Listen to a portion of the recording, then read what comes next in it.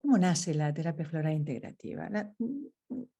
Nace, yo creo que de una idea, primero de mi formación y de mis intereses, evidentemente, pero de una afirmación que decía y que luego ya la fui enriqueciendo, algo así como que los remedios florales son simples, pero el terapeuta, el paciente, la relación y el contexto en el que vivimos son complejos, ¿vale? Entonces, por lo tanto, nos interesa abordarlos desde una mirada que advierta esa complejidad, que la advierta, que la respete y que la trate también. Esta capacitación integra de un modo muy cuidadoso a la filosofía terapéutica y las esencias florales del doctor Edward Bach, las esencias florales de la FES, la Flower Essence Society, el sistema de California, y las orquídeas del Amazonas. em, yo diría que integra o sea que ensambla y diferencia, ¿no? Eso es una integración, los aspectos teóricos y prácticos, me parece a mí, más interesantes y útiles de las investigaciones y revisiones contemporáneas del análisis freudiano, o sea, una actualización del análisis freudiano, junguiano, así como de los enfoques cognitivo, evolutivo, existencial, la corriente humanista, el enfoque relacional, todas las terapias relacionales que en este momento decir, tienen tanto auge, me refiero al psicoanálisis relacional y a la Gestalt relacional, los enfoques sistémicos y transpersonales, ¿vale? Estas formas de mirar, de escuchar e intervenir, las asociamos con los 7 estados de la curación y con las esencias florales. Es decir, asociamos las escuelas con la palabra del doctor Edward Bach, algo que por otra parte, cada una de estas escuelas, algo que por otra parte ya hice en mi primer libro con Ken Wilber, ¿vale? Con toda la obra de Ken Wilber. Y por supuesto, desde una mirada clínica. ¿Este es útil para el encuentro con el paciente? ¿Sí?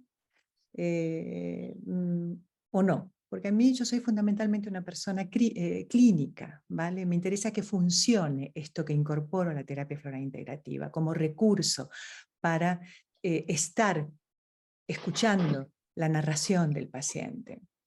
Em, esta integración que decíamos, a ver, el saber siempre está en construcción y se construye sobre saberes previos. Bach construye lo propio sobre Paracelso, sobre Hahnemann, Buda, Cristo, ¿no es así?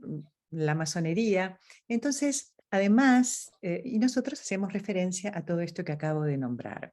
Hacemos también una constante alusión al sistema de la Flower Essence Society, que me parece de lo más interesante. Incorporamos a la enseñanza también de la terapia floral integrativa al sistema de las orquídeas del Amazonas, que forma parte del área transpersonal de la terapia floral integrativa, ¿vale? Que es lo que yo ya desarrollo en 1999 cuando publico el primer libro.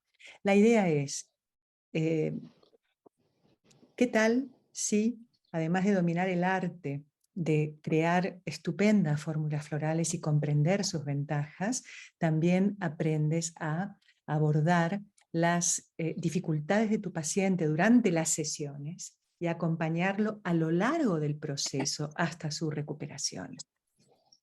¿Y qué tal si aprendiendo todo esto, además, mejoras tu propia vida, tu propio sistema de relaciones? Esta es una formación que te puede servir para tratar con pacientes o también para tratar, y también para tratar contigo misma y con lo que te rodea. Em, mm, la nueva formación, ¿y por qué le llamamos nueva formación? Porque voy a dejar de compartir esto para pasar a compartir la web, pantalla. Vamos a ver, parte de la pantalla no, basic, esto. Vale. Bien, la nueva formación se divide en 2 unidades de estudios y prácticas, ¿vale? O sea, primero tú ingresas a esta formación Dime. ya sabiendo sobre flores de Bach. Queridos, cerrad el micrófono las personas que estéis con sonidos, por favor, tened esto en cuenta, ¿vale? Porque si no, me aturdo o se colapsa. Vale, os voy a pedir entonces, eso es, que silenciéis a todos el micro. No sé quién anda por ahí con micro abierto. Vamos a tener que hacer una revisión. Un segundo, así silencio. Vale. Vale, probablemente. Bueno, no puedo silenciar a todos. Bien, las personas que entran a la formación de terapia floral integrativa ya comienzan con una formación básica de Bach, o sea que tienes que haber aprendido las flores de Bach en otra escuela o en esta, ¿vale? Cuando ingresas se divide en 2 unidades de estudio y de prácticas, como digo así, cada una con su titulación, ¿vale?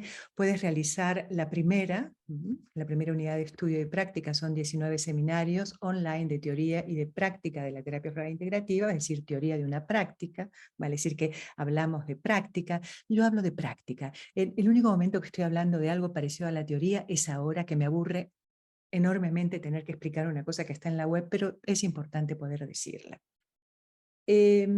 Son 19 seminarios, un viernes por mes, de 16 a 19:45. Horas de España le resta 5, 6, 7, 8 horas si estás en Latinoamérica. Hay 11 tutorías grupales por videoconferencia, 5 son conmigo, ¿vale? Las prácticas continuadas entre alumnos a lo largo de toda la formación, hay revisión de casos, entrego material de lectura y de estudio. Y estoy muy pendiente, las personas que se forman en la escuela saben cuán pendientes estamos de atender sus solicitudes, sus pedidos de información. Realmente creo que somos bastante generosos. Se termina con una certificación de especialización en terapia floral integrativa. Y luego, si quieres, y es aconsejable, pero está en función de lo que tú necesites, puedes continuar por la segunda unidad de estudio y de prácticas, que son 35 sesiones individuales, ¿vale? Online, de terapia floral integrativa, vale decir, pasas a ser paciente de un terapeuta floral integrativo, pasas a colocarte en ese lugar que tú quieres colocar a los demás, pasas por la experiencia de ser paciente, de ser tratado desde esta óptica multinivel, por así decirlo. Y ingresas también a un programa de práctica profesional, ¿vale? En la escuela, con supervisión grupal online durante 24 horas o 30 y pico. No estoy segura, ¿vale? Ahora veo 24, me parece que no lo han cambiado, que son 30 y pico. Pero bueno, da igual. Normalmente las personas se entusiasman mucho con el proceso de supervisión porque se aprende muchísimo, muchísimo. De lo que está pasando entre tú y tu paciente, de lo que te pasa a ti, de lo que le pasa al paciente, de cómo continuar, de cómo decir, de qué pronunciar. Se aprende mucho. Y por supuesto las titulaciones de terapeuta floral integrativo con formación teórica, terapia personal y práctica supervisada. Dicho esto, ¿vale? Deciros que podéis ingresar al segundo link que os he dejado en el chat y desde allí, bueno, aquí podéis ver estos vídeos, etcétera, etcétera. Rellenáis esto, nombre, apellido y correo electrónico e inmediatamente vais a recibir en vuestro correo el programa completo y las condiciones económicas que, creedme, hemos no, hemos adaptado los precios a la situación tan difícil que está pasando en este momento en Sudamérica, ¿vale?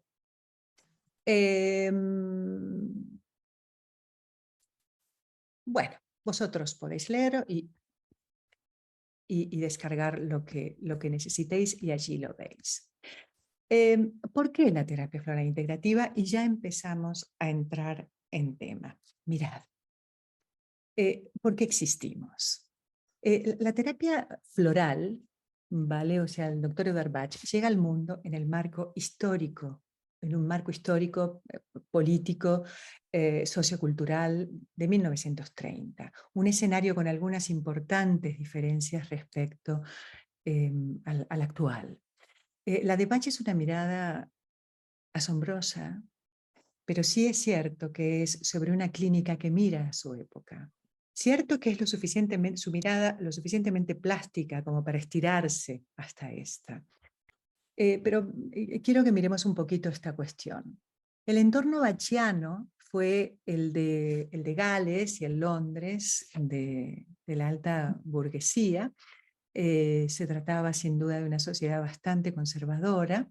Pensemos en cómo estaba armada la familia victoriana, ¿no? Que era así de tipo castillo, como dice Jodorowsky, ¿no? Una construcción grande, sólida, fortificada, con una gran fuerza que retenía dentro de sí a sus integrantes, a sus miembros. Uno puede imaginarse, ¿no? Esa familia en donde las actividades, las decisiones, las prioridades giraban en torno al núcleo familiar, que era dirigido por un patriarca, normalmente conservador también, y se caracterizaba por un estricto código moral y social, así como por, digamos, el énfasis en los roles de género tradicionales, en valores de obediencia, de respeto, de disciplina. La religión desempeñaba un papel fundamental. Estoy recordando en este momento un vídeo estupendo que os recomiendo de Carl Jung, nacido apenas 9 años antes del doctor Edward Bach, y dice el vídeo se llama Cara a Cara, está en YouTube. El reportaje se lo hace Freeman en 1959, y entonces cuando Freeman le pregunta sobre su familia a Jung, dice que las personas de aquella época tenían, dice, imagínese cómo era mi familia, las personas de aquella época tenían las mismas convicciones con las que vivía la gente desde hacía más de 1800 años, ¿vale? Entonces esta estructura de 1800 años, parafraseando a Jung, traía sus dificultades, ¿no? 1930, estamos allí, ¿vale? ¿Cuáles? Represión emocional, no digo que ahora no lo haya, pero era todavía peor. Represión emocional, desigualdad de poder y oportunidades muy marcada entre hombres y mujeres, falta de cercanía emocional en esa estructura en la que se priorizaba la jerarquía, ¿vale? Podemos pensar en problemas relacionados con la sexualidad, los había mucho, abusos, perversiones consentidas, inhibiciones. Basta leer la casuística de Sigmund Freud para enterarnos de varias. ¿Cuáles eran las ventajas? ¿No? Que también había ventajas. Una estabilidad y estructura, ¿no? Una predictibilidad, o sea, era predecible, una enseñanza de la responsabilidad, ¿no? Un apoyo y conexión comunitaria, ¿no? Pues en la comunidad local, la iglesia, los vecinos, las largas mesas, ¿no? Que había con los tíos, los abuelos, las niñeras, ¿no? Estoy hablando de la burguesía. Un sentido de pertenencia, una mayor conexión, por así decirlo, entre los miembros de la familia, ¿no? Entonces esta época dibujó una subjetividad que muy bien representan, por ejemplo, Rockwater, el estricto, ¿no? Century, la sometida, Walnut, el seguidor, Chicory, con su dificultad para pedir.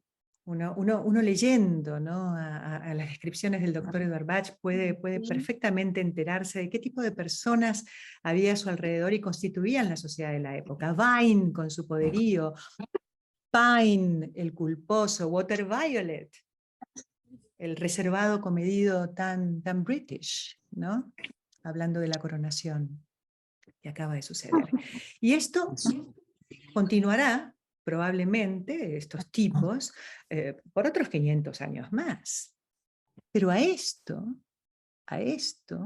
se suma lo de hoy, ¿vale? Es decir, una novísima complejidad que hace que vengan a nuestra consulta pacientes con distintas problemáticas, más del orden del déficit que del conflicto. A ver, el déficit. El déficit se refiere a una carencia, a una insuficiencia en algún aspecto del desarrollo básico, fundamental, ¿vale? Mientras que el conflicto implica personas que están en lucha o en desacuerdo entre dos o más partes, ¿no? entre dos o más personas. Es decir, ambos conceptos pueden estar evidentemente relacionados, ya que los déficits pueden contribuir a conflictos interpersonales o internos, evidentemente. Pero pensemos, por ejemplo, os voy a dar algunos ejemplos de esencias florales para que os hagáis una idea de cuando yo digo déficit, qué es lo que estamos recibiendo en este momento y mucho. Chicas, por favor, el micro, cerrad el micro, ¿vale? Si sois tan amables. Os voy a hablar de esencias florales para que veáis qué tipos de conflictos recibimos actualmente. Y es curioso porque ahora que pienso en esencias florales, me doy cuenta de que pienso mucho en esencias florales de California, vale decir que vinieron 40, 50 años después, ¿no? De las 38 esencias florales que Bach descubrió. Estoy pensando en Echinasia, del sistema de la FES, que algunas de vosotras estáis familiarizados con el sistema de la FES. Flower Essence Society. Es una situación tan abusiva, la de Echinasia, ha sido tan invadido que sintió que le robaban su dignidad esencial, su autorrespeto, ¿no? Ya sea... Los paramédicos del hospital, con el Eddie. Vale, tenemos un... ¿Qué dice? Es Karen. Uf, es que tengo que bajar el micro, si no... Vamos a ver, voy a dejar de compartir y voy a ocultar a ver si es posible. Bueno, a lo mejor con un poco de suerte, como es una cosa que no sé hacer, pues con un poco de suerte ya no hay tanto ruido. Estoy pensando en Even in Primrose también, en la prímula, ¿no? Sentirse no deseado, no amado, ¿no? Pudiendo rastrear estos sentimientos hasta memorias infantiles muy tempranas, ¿no? O personas que nos dicen que ya durante el embarazo de su madre había conflictos y estrés bastante agudos. O por ejemplo, Dogwood también, D-O-G-W-O-O-V de dedo, Dogwood, ¿no? Que son circunstancias que la persona vivió a lo largo de los primeros años de su vida, que le hicieron sentir desprotegido, víctima de abuso, abandonado, ¿no? Uno podría pensar en el sistema de Bach, uno podría pensar en Heather, por ejemplo, en estos intensos sentimientos de soledad y de abandono. También podríamos pensar en chicoris muy deteriorados, ¿sí? El déficit también lo podemos pensar, por supuesto, alrededor de la complejidad que plantea Larch, sin ningún lugar a dudas. Vamos a seguir profundizando en estos temas. Solo quiero empezar a mencionarlos.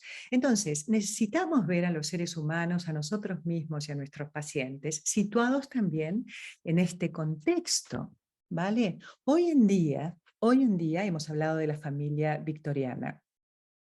Hoy en día estamos en una familia tipo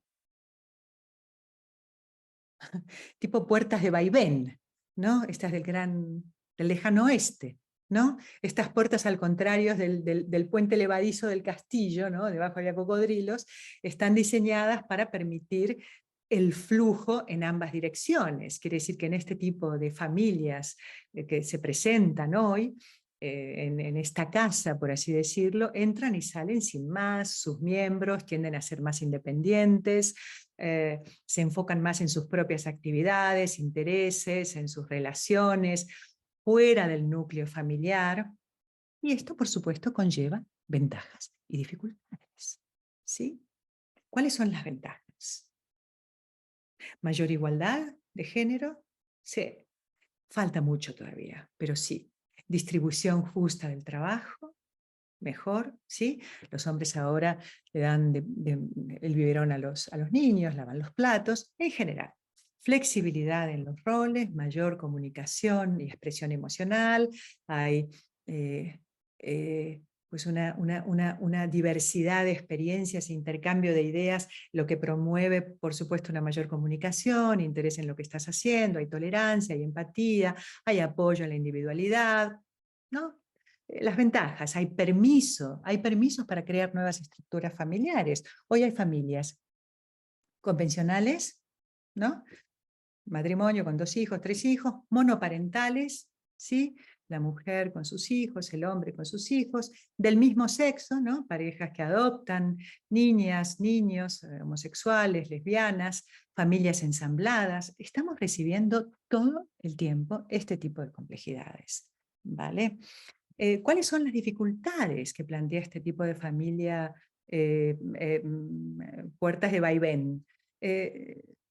Menos estabilidad y estructura, ¿no? Cuestión que trae a los niños más inseguridad, una mayor inseguridad, mientras desarrollan su sentido de identidad, por ejemplo, y de pertenencia, ¿vale? ¿Sí?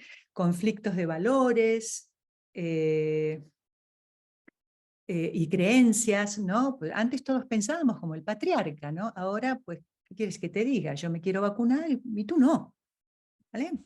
Dificultades en la crianza de los hijos también, porque hay diferentes valores, falta de apoyo intergeneracional. ¿Sí? Antes teníamos una corte de tías, primos, abuelos, ¿no? Todos vivían en la misma casa, se cuidaban. Ahora es diferente, ¿no?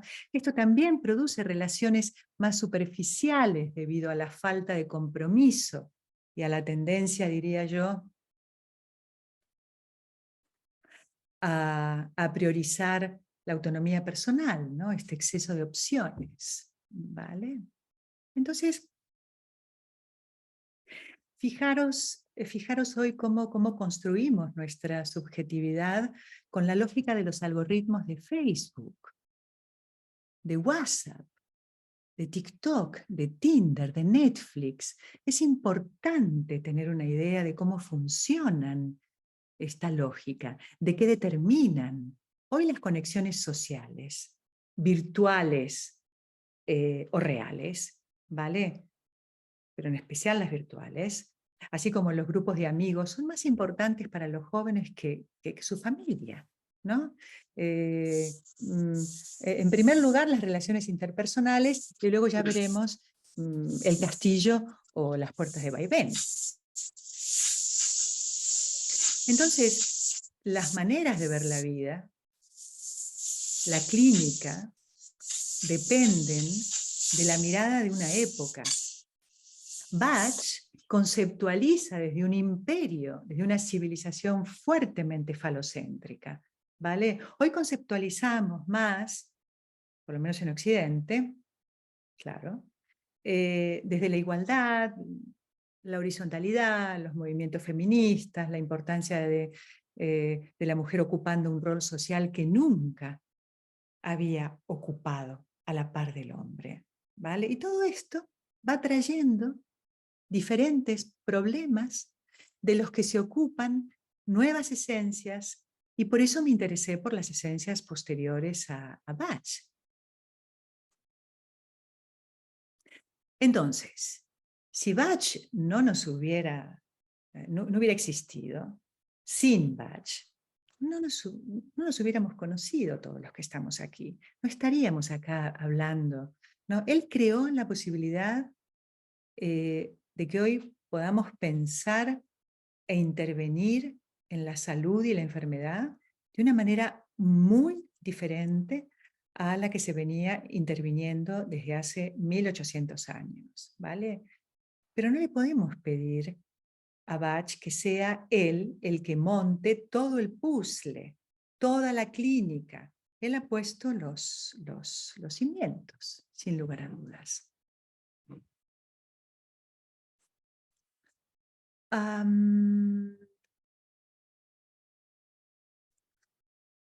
Estaba pensando en las descripciones. Voy a dejar de compartir pantalla para pasar a a esto de aquí. Sí, estaba pensando en la distinta subjetividad, ¿no? Que se ha construido, ¿no? Pensaba, por ejemplo, que ya en el 2020, en el 2017, por ejemplo, ya me empecé, incluso antes, a interesar por esta cuestión de lo que estaba pasando en las redes, y presento en México esta conferencia. Estuve un año investigando sobre estas cuestiones para poder hablar sobre el tema, ¿no? Estas nuevas geografías amorosas, estaba recibiendo, yo tengo pacientes transexuales, homosexuales que están en camino, es decir, homosexuales que todavía no saben que son homosexuales, pero que lo sospechan seriamente, ¿no? Viceversa también, personas que están pasando desde la heteronormatividad o la heterosexualidad a la homosexualidad, o desde la homosexualidad a la heterosexualidad. Personas que tienen verdaderamente una sexualidad bastante compleja, ¿no?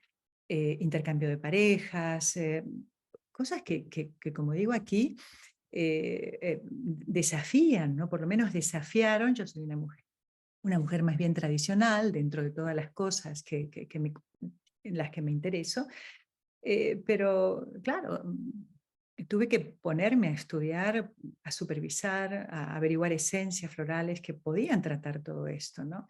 Incluso 2 años antes también presento en México, ¿sí? Estuve un año también trabajando con 44 hombres y 59 mujeres, a los que les preguntaba qué es lo que más te gusta, valoras de ser hombre, y qué es lo complejo y difícil en la relación con las mujeres, ¿no? Por ejemplo, lo mismo a 59 mujeres, ¿no? Entonces, claro, porque traían, es una pena que no nos podamos detener en este cuadro, ¿no?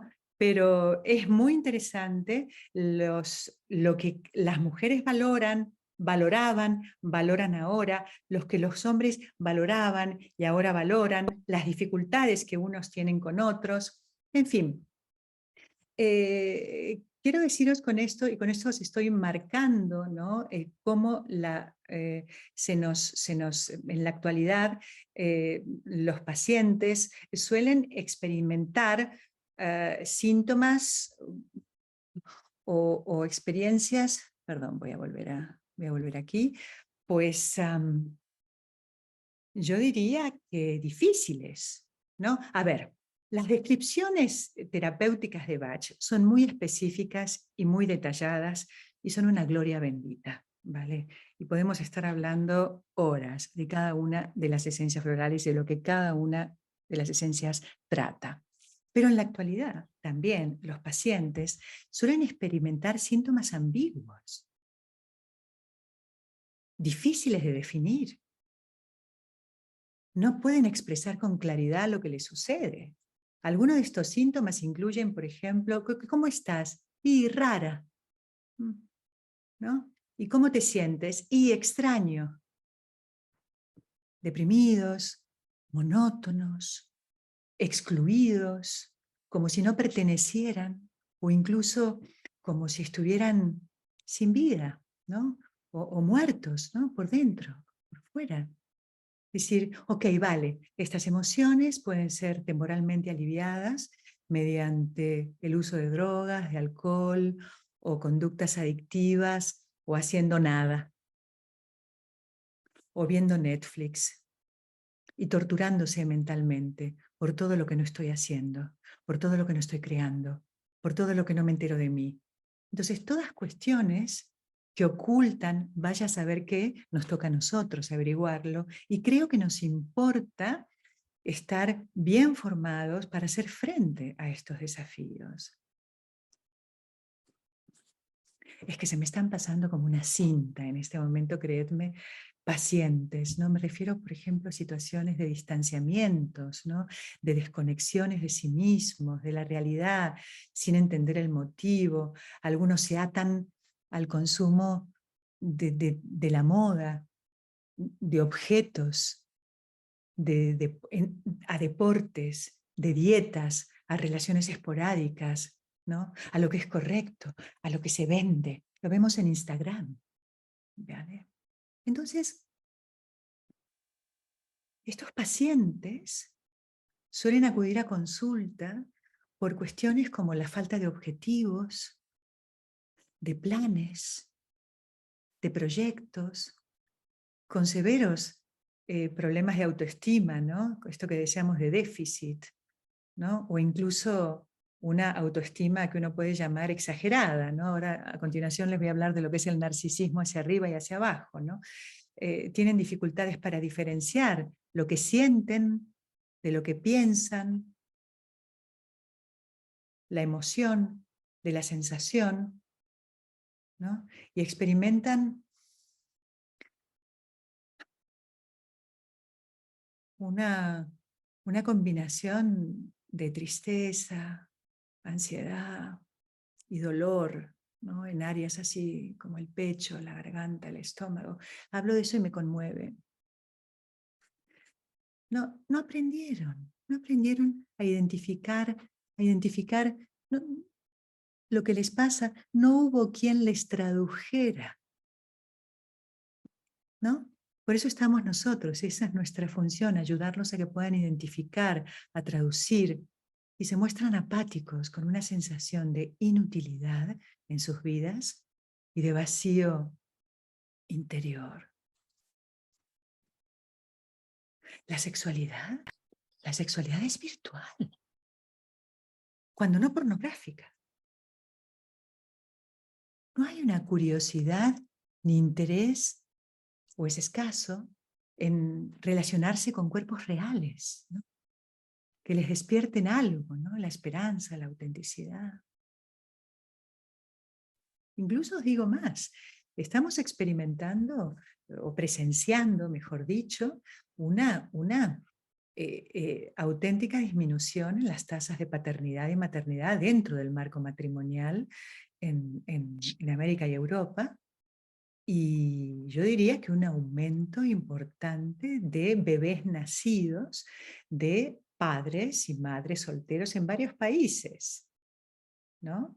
Y por otra parte, una disminución de las tasas de matrimonio, y actualmente en Italia han alcanzado la tasa más baja de matrimonios desde la Primera Guerra Mundial. Entonces, queridas y queridos, estos cambios indican una transformación impresionante, brutal en la concepción tradicional de la familia y por ende en la construcción de la propia subjetividad y de lo que hoy se presenta en consulta. Evidentemente que continuamos viendo pacientes con problemas de rivalidad interpersonal, por supuesto que se pelean. Pacientes Holly, pacientes Vine, séptimo grupo. Pacientes Verbena, paciente Beach. ¿Mm? Por supuesto que seguimos recibiendo esto, del orden del conflicto, pero enfrentamos en este momento a pacientes que se preguntan sobre su identidad y deseos. ¿Quién soy? ¿Qué quiero? ¿Qué necesito? No sé. ¿Qué me gusta? No sé. ¿Puedo? No sé. ¿En qué línea? ¿En la línea de Larch, de Wild Rose, de Buttercup, del sistema de California? Lady Sleeper, por ejemplo, del sistema de California también. Lady Sleeper es interesantísima esta esencia. Uno se sienta frente a una persona, Lady Sleeper, y de pronto uno dice, madre mía, lo que dicen los elaboradores. Esta mujer es un reflejo tenue de lo que realmente es capaz de lograr, ¿no? O Cayenne, por ejemplo. Cayenne del sistema de California también, ¿no? Personas que se sienten estancados y te lo dicen, estoy bloqueado, estoy estancado. Quiere introducir cambios en su vida, pero no hay energía. no hay el entusiasmo necesario, ¿no? Con una especie de tendencia a ver la vida, ¿no? Cómo pasa, cómo los demás sí y cómo yo no, y entonces entran en la comparativa large, ¿vale? O ya los casos más graves tipo Milkwith del sistema de FES también, que es uno de los máximos grados de dependencia, ¿no? Muy difícil le resulta a Milkwith enarbolar la bandera de la autonomía, ¿no? Entonces, lo que proponemos en esta escuela es una formación clínica que rastree, que se relacione y que trate al paciente desde esta perspectiva multidimensional, ¿sí? Es decir, no solamente desde lo intrapsíquico, los complejos, los problemas, lo que me pasa, 38 esencias florales, por supuesto, conflictos intrapsíquicos, sino que también desde lo social, lo familiar, lo histórico, lo económico, el contexto, lo interrelacional, lo ambiental, ¿no? Por eso este dibujo, ¿vale? Este dibujo es el círculo de vínculos significativos y es una figura del tejido de las relaciones de un ser humano, ¿vale?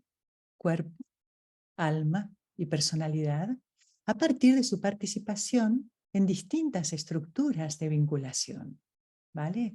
Familia, amistad, hogar, trabajo, estudio, servicios sociales, redes sociales presenciales, redes sociales virtuales y terapéuticas, ¿vale? Es interesantísimo poder darte cuenta que cuando entra un paciente, entra con todo esto y por supuesto entra en relación con un medio ambiente y por supuestísimo también que aparece el azar en todo esto, ¿vale? Es muy interesante el fenómeno del azar. Pero bueno, ok, yo creo que he terminado con qué es la presentación de nuestra escuela y podemos pasar, por supuesto, a la cuestión de la ira y de la agresividad. Vamos a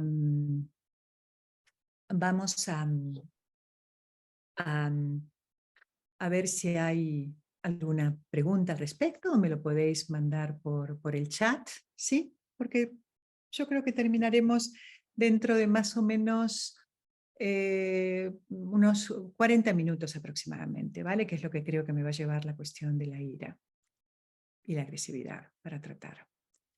Si tenéis alguna pregunta, la podéis hacer por chat y luego la contesto. Y voy a tomar un poco de... ¿Y cómo vais? ¿Cómo estáis? Que no he parado de hablar. ¡Qué aburrimiento! Dios mío. ¿Cómo estáis? ¿Alguien quiere decir cómo está en medio de esta multitud?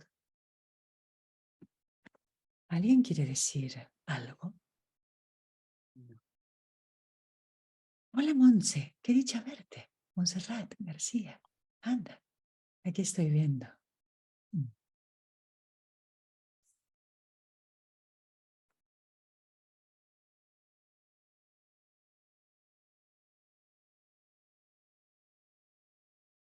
Bueno, sinceramente espero que les haya resultado interesante esta perspectiva, esto de poner en contexto, ¿no? La época del Dr. Bach, la época de ahora, ¿no? En donde estamos, las diferencias, ¿no? Uno dice, claro, ¿qué? 1930, 1935, Revolución Industrial. La burguesía vivía así, a lo mejor se planteaba algunas cuestiones filosóficas, pero la mayoría de las personas que se van a preguntar por quién soy, qué quiero, preguntas existenciales que hoy en día las personas se plantean. Nadie. Eran mulas de trabajo, mulas de carga. ¿Vale? Esta es una diferencia fundamental a la hora de las patologías, por así decirlo, que se nos presentan en consulta. Qué palabra tan antipática la de patología. Dificultades, males del alma, ¿no? Está muy mejor, ¿no? Suenan mejor. Bueno, a ver, Aquí que no se excluya nadie. Yo voy a hablar de la agresividad y para poder hablar de la agresividad he tenido que sumergirme en la propia, ¿vale? Así que no creáis que hablo de otros, ni por un minuto, ¿sí? Hablo de nosotros. ¿Mm? Yo creo que primero es importante diferenciar ira de agresividad, ¿no? Sí, pues se pueden confundir y son diferentes. La ira es una emoción y la agresividad es un comportamiento, es una conducta, un comportamiento, ¿no? Uno dice, esta persona tiene una conducta agresiva. La ira sin duda es uno de los sentimientos básicos. Ira, tristeza, miedo, alegría. Algunos dicen vergüenza, asco, en fin. Hay unos que dicen que son 7, otros que dicen que son 5, otros que dicen que son 10. La ira es una respuesta emocional a una amenaza, ¿no? Uno se enfada cuando es amenazado, se enfada cuando es injustamente tratado, o sea, a una injusticia o a una frustración. Pero la agresividad, queridas, la agresividad es una conducta que busca dominar, controlar, causar daño a otros, vengarse. Y puede ser, por supuesto, tanto verbal como física, ¿no? Entonces, hay personas que eligen expresar su ira agresivamente, insultando, golpeando, matando, rompiendo, ¿no? Otras no. No, hay muchos ejemplos que uno puede decir en que la ira puede ser expresada y manejada de maneras que no involucren agresión, ¿vale? Sino permitiendo, ¿no?, a las personas, permitiéndome procesar y abordar esta emoción de una manera más constructiva, más saludable. Por ejemplo, la expresión verbal, ¿no? Por ejemplo, hablar.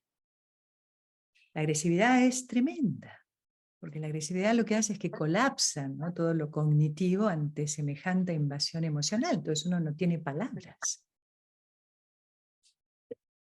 Es interesante la agresividad, ¿no? Yo a veces digo, la agresividad es un fenómeno preverbal, como Mustard, ¿no?, como la depresión sin explicación, como Aspen, el miedo que no se le puede poner palabras, ¿no?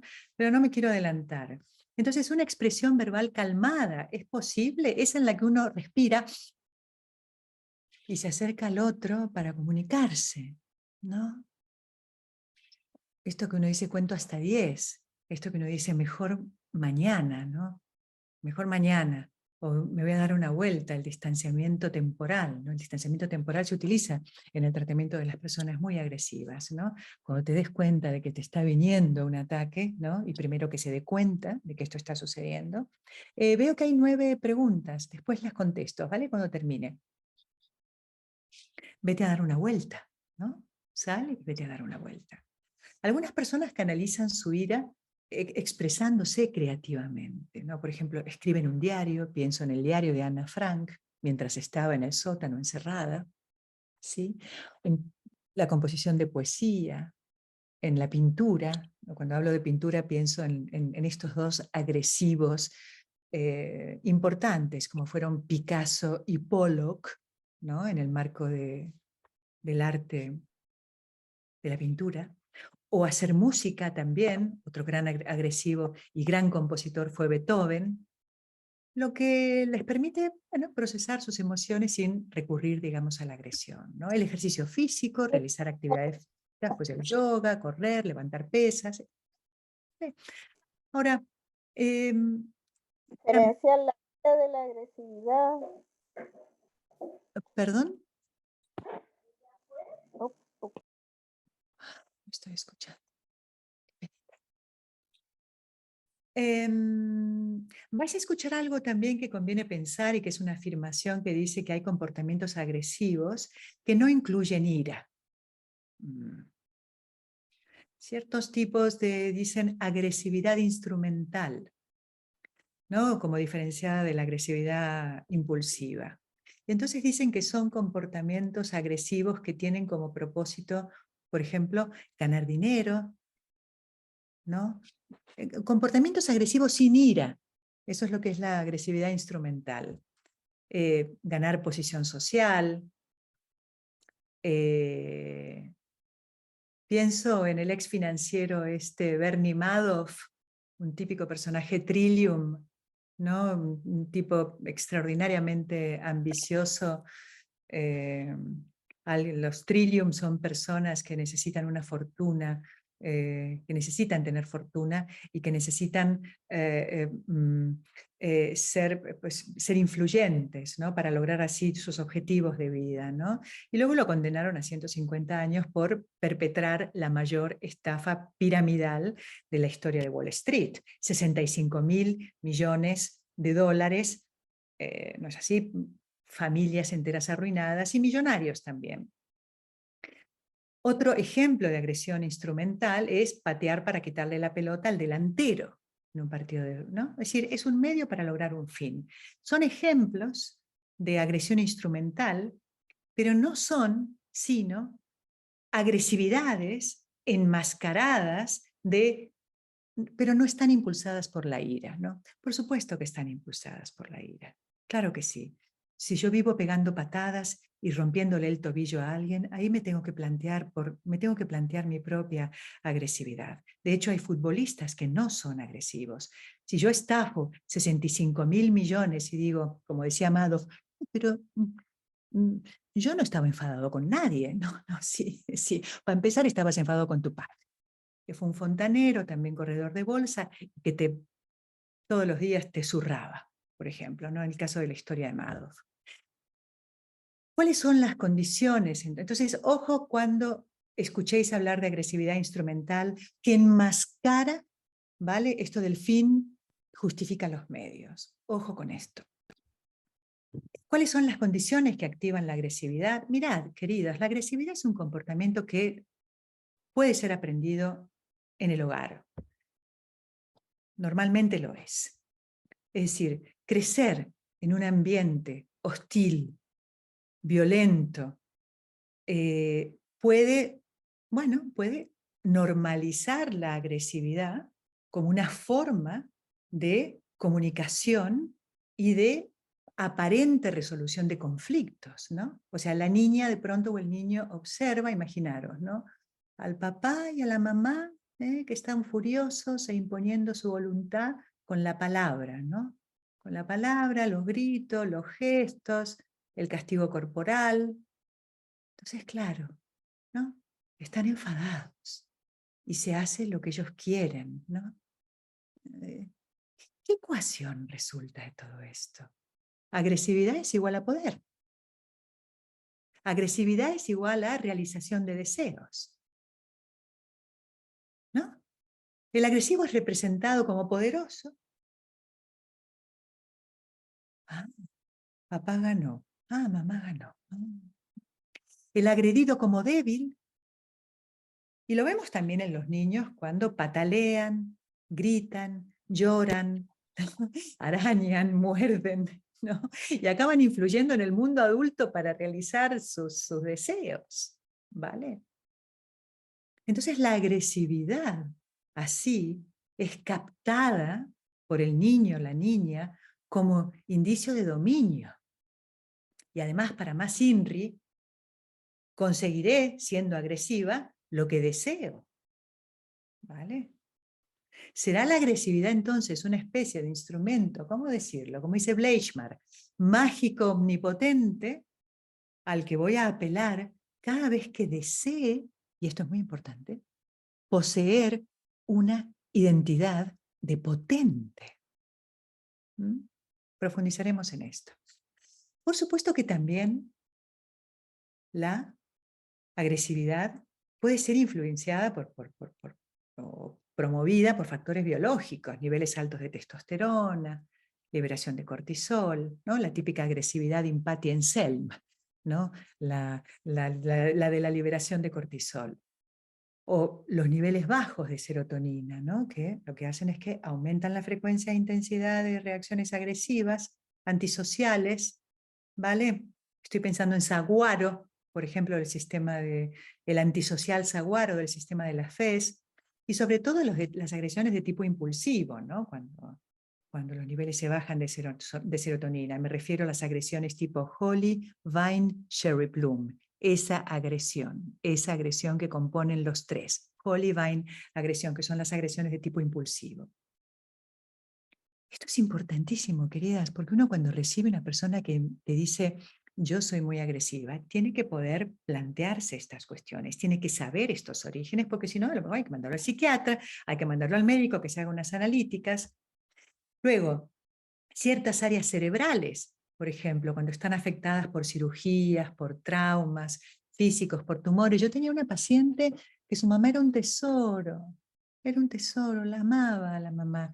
Y la mamá hace un tumor cerebral, la operan y queda tan tocada que se transformó en un monstruo agresivo. Daros cuenta, mi paciente perdió una madre y además se hizo con una madre delirante, agresiva, que amenazaba con armas blancas a su familia. Entonces, claro, pensemos también en el trastorno de la atención y de la hiperactividad, en los trastornos del espectro autista, ¿no? Todo esto estamos hablando de que hay indicadores que tienen que ver con la agresividad. En las demencias, pensemos también claro, en la corteza prefrontal afectada, o sea, la corteza está involucrada en la toma de decisiones, en el autocontrol, eso que le falla a Cherry Plum, y la inhibición de los impulsos, ¿no? Si toda la agresividad de Cherry Plum. Tener esto en cuenta, por favor, por si hay que derivar a estudios o a psiquiatría. Luego están los factores fisiológicos, algunos factores como el dolor, el hambre, el cansancio. Sin ir más lejos, Horvim. Ay, no me hables hasta que tome un café, por favor. ¿No? Si tú le dices eso a tu hija, a tu hijo, a tu marido, es una agresión. ¿Cómo que no me hables? ¿No? Hasta que, ¿no? Y ahí uno siente cómo el otro se retira, ¿no? O el agotamiento Elm, o el agotamiento Oak, también produce agresividad.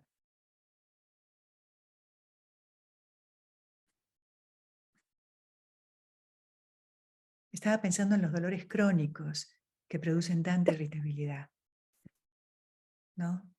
O intolerables, ¿no? O intolerables, digo bien, como los dolores Beach, por ejemplo, ¿no? O estos dolores que producen reacciones agresivas de tipo Willow, ¿no? Amargas, expulsivas, ¿no? Todo esto es una merda, ¿vale? Todas estas referencias son importantes a considerar en las primeras consultas porque cuando se juega la cuestión de la agresividad, solemos atribuir la agresividad solamente a la rivalidad, la envidia, los celos, el narcisismo, que por supuesto que sí, claro, pero no solamente, ¿vale? Luego están los aprendizajes, los factores también psicológicos, sociales, las personas, pues esto de las pandillas, ¿no? Las personas pueden aprender comportamientos agresivos a través de la observación y de la imitación de otros en su entorno, ¿vale? Pienso en Golden Road del sistema de California, ¿no? Que se le hace difícil a Golden Road permanecer leal, como dicen los elaboradores, a sus propios sentimientos, ¿no? Sucumbe al contagio, ¿no? Sucumbe a este contagio en donde, bueno, aquí pues hay que ser agresivo para lograr un cierto poderío, para ser escuchado, ¿no? Y esto es interesante porque la cuestión de la presión de grupo, por ejemplo, ¿no? Las expectativas del grupo que pueden influir en la agresividad, ¿no? Había hablado de Saguaro también junto con Golden Road, ¿no? Y esto es importante a la hora de valorar la terapia floral para cuando estamos trabajando con adolescentes, ¿vale? Yo no sé si vosotros recordáis ese experimento súper famoso de Bandura, en 1960, creo, que respalda el aprendizaje social de la agresividad, que fue el experimento del muñeco bobo, ¿no? En este experimento, claro, se demostró que los niños que observaban a los adultos comportarse de una manera, golpear, ¿no? De una manera agresiva hacia un muñeco inflable, pues imitaban el comportamiento agresivo cuando se les daba la oportunidad de estar con el muñeco bobo. También los golpeaba, ¿vale? Por supuesto que también hay culturas, cuando trabajamos con personas de diferentes culturas, por favor. El otro día, comentaba ayer en el grupo de Chile, el otro día en un grupo de supervisión, un compañero de México, del sur de México, nos dice que había recibido un paciente del norte de México, de la zona de Monterrey.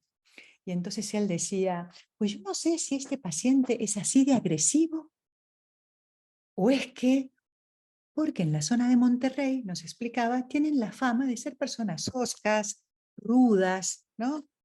Fuertes. A veces también, por ejemplo, en España. Tengo una paciente que a veces me dice, claro, es que yo soy, es que claro, al ser española, ¿no? Tengo otra manera, ¿no? Otra manera de ser, de dirigir. Entonces mi marido a veces se queja de que soy demasiado ruda, pero yo creo que es porque soy de España. Y cierta razón tiene, ¿no? A mí una de las cosas que me sorprendió cuando llegué a España es esa cosa del grito, ¿no? De esto tan directo. Después me enamoré de eso, pero al principio fue una cosa como bastante, todos los sudacas que estamos en España al principio nos topamos con eso, ¿no? Entonces algunas culturas pueden valorar y de pronto tolerar más la agresividad que otras. Estados Unidos es una vergüenza, todo el mundo tiene armas en la casa. Tú tocas el timbre, el otro día mataron a un negro, ¿no? Tocó el timbre, se equivocó de timbre, salió una señora con un rifle y le pegó un tiro en la cabeza, por ejemplo. Hay otras culturas asiáticas o nórdicas muy interesantes, como asiáticas como la japonesa o la hawaiana o la finlandesa, muy interesante la cultura de Finlandia. Se caracterizan ¿por qué? Por valorar más la moderación, la paciencia, la cortesía en las interacciones sociales. Entonces, es muy interesante esto también porque cuando uno tiene pacientes de estas latitudes, de diferentes latitudes, uno tiene que valorar esto. Hay también estresores ambientales, situacionales, factores, en fin, como el hacinamiento, el ruido. Vete tú a hacer un voluntariado en la cárcel. No vas a dejar de dar corn, maíz, permanentemente, ¿vale? A estas muchachas. El ruido, el calor, la falta de recursos, el hacinamiento, ¿no? Por supuesto que todo esto aumenta la posibilidad de comportamiento agresivo y de la tensión entre las personas. Bien.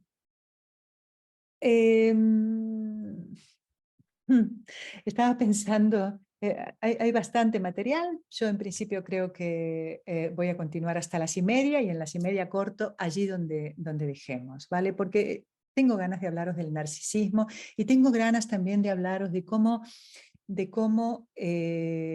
qué pasa verdaderamente en la agresividad, que es que la agresividad contrarresta el sufrimiento, por eso es tan difícil de erradicar, y tengo ganas también de hablaros de cómo se acompaña a un paciente por su agresividad, ¿vale?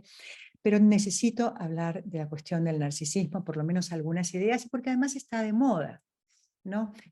¿Por qué quiero hablar del narcisismo? Porque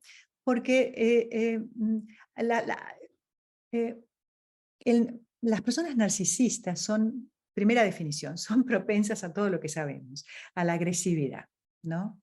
Pero claro, la agresividad, a ver, decíamos, más bien las personas con baja autoestima, esto está mejor formulado así, son propensas a la agresividad.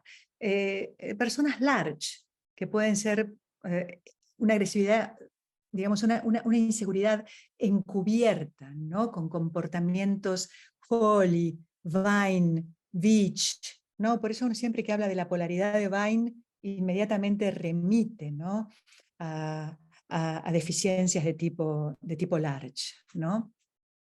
La agresividad puede ser una forma de proteger mi autoimagen, ¿vale? De salir del lugar de la víctima, de salir de la vulnerabilidad, siendo yo entonces el que ataco, ¿no? Yo el que subestimo, en lugar del atacado, en lugar del subestimado, ¿no? Me recompongo narcisísticamente. Por eso es tan difícil de tratar la agresividad, porque obtengo un beneficio narcisista. Entonces, en este punto es muy importante ver qué es esto del narcisismo, ¿vale?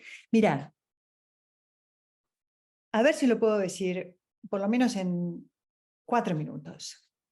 El narcisismo en principio fue una perversión, ¿vale? A finales del siglo XIX era pues una suerte de fetichismo. Fetichismo es una fijación, ¿no? Una parte del cuerpo humano, ¿no? O alguna prenda relacionada con él, que sea, con él como objeto de excitación y de deseo, ¿no? Su zapato, ¿no? Su pie, ese es el fetichismo, ¿no? Su pelo, ¿vale? Ahora es un insulto también. Menudo narcisista este, joder, no hay quien lo aguante, ¿no? Es un insulto. Es una etapa, ojo, es una etapa y además muy importante. Si el bebé hablara, diría, mi mamá es parte de mí.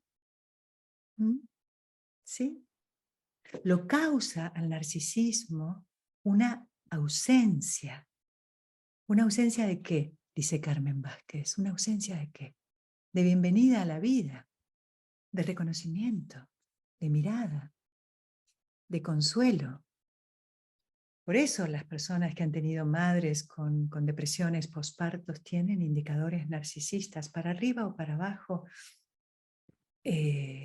importantes, ¿no? Ahora explicaremos esto que es de para arriba o para abajo. El narcisismo también es una necesidad, queridas, ¿vale? Todo el mundo necesitamos recibir la admiración del otro. El otro día una paciente me dice, es que yo necesito admirar a un hombre. Yo la entendí, dije, claro, sí, uno necesita ser admirado y además admirar, valorar, ¿vale? Es un proceso el narcisismo. Y se llama proceso de narcisización. Es un proceso necesario en la vida del niño mediante el cual se da valor, ¿no? Cuando un niño nace, hace un dibujo, ¿no? O una carantoña, ¿no? Y sus padres aplauden, lo elogian, están narcisizando.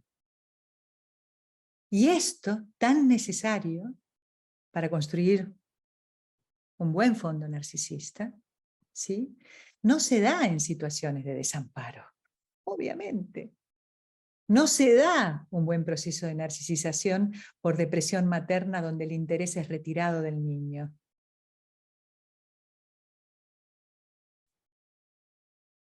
Donde no hay un espacio, donde no se hace espacio para recibir y para acoger al bebé que llega al mundo. ¿Cómo llega al mundo un bebé? En un completo estado de indefensión. Son situaciones, por ejemplo, también en las que la madre se encuentra, a lo mejor físicamente disponible, pero está ausente a la vez. No está psíquicamente disponible. Entonces se producen fallas en la narcisización de tipo large, wild rose, buttercup, lady sleeper, que decíamos, ¿no? Ay, esta mujer, Dios mío, podría ser tanto, ¿no? Cayenne, que hemos hablado, milkweed, que hemos hablado también de ella.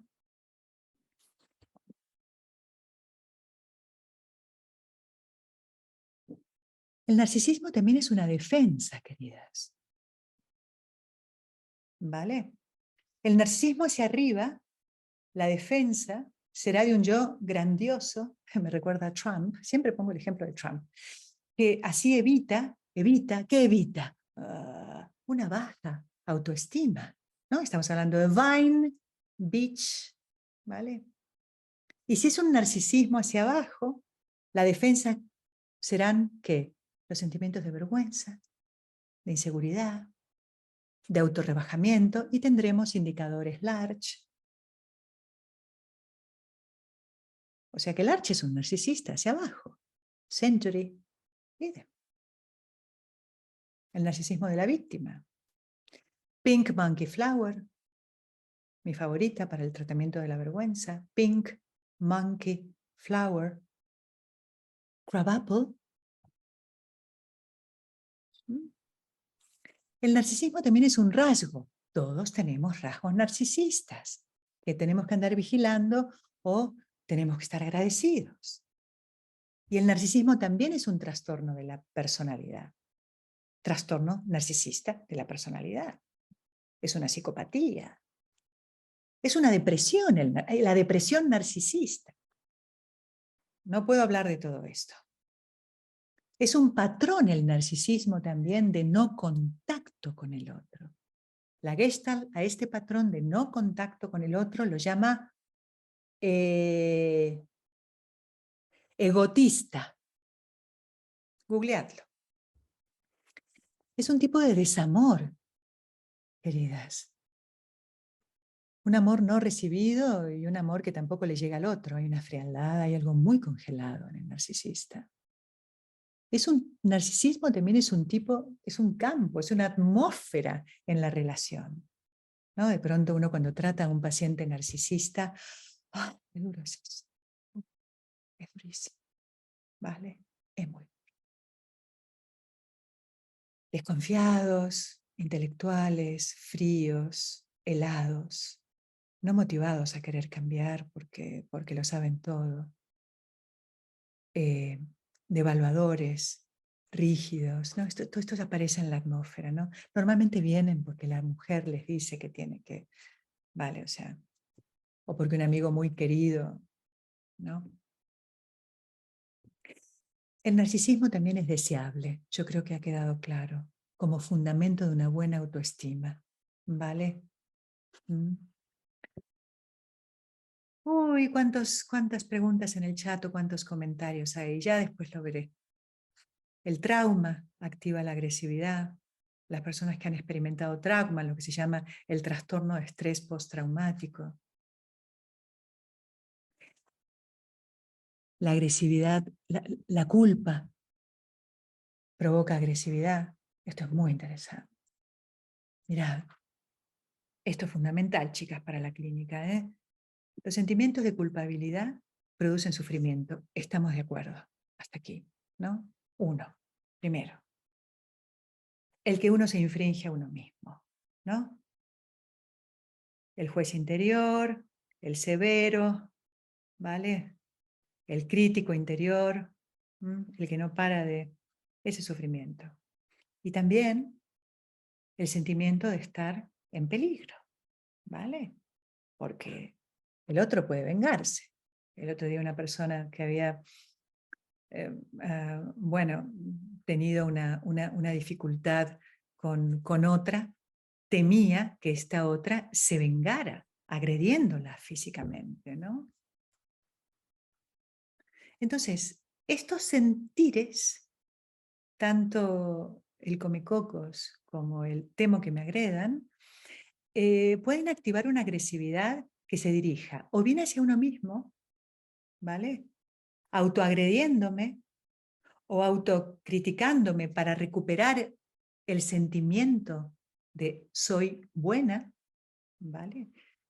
Un sentimiento del que extraigo una sensación de identidad. Mira cómo me castigo. Yo si no necesito que tú me castigues, si yo no necesito que tú me... yo ya misma me estoy castigando, ¿no? Por lo mal que lo he hecho.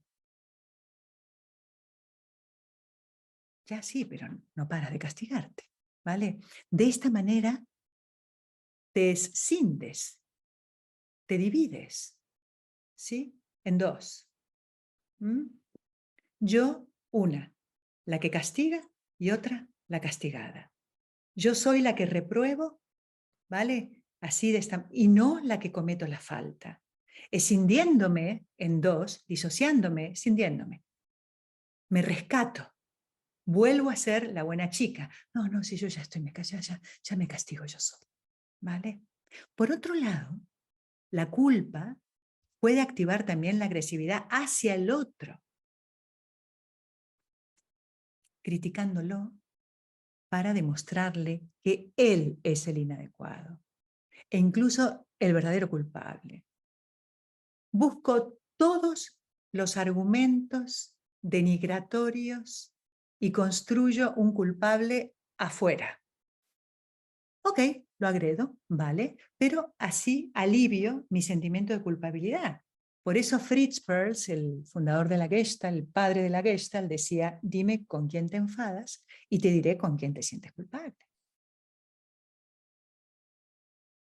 ¿Vale?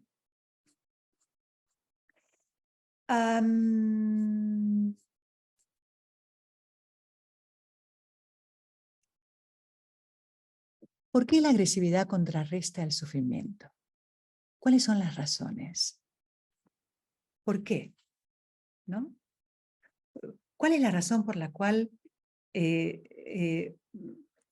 agrediendo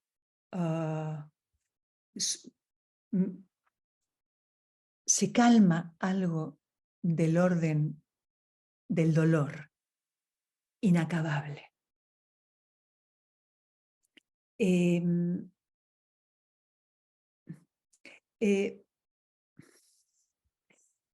A ver, la agresividad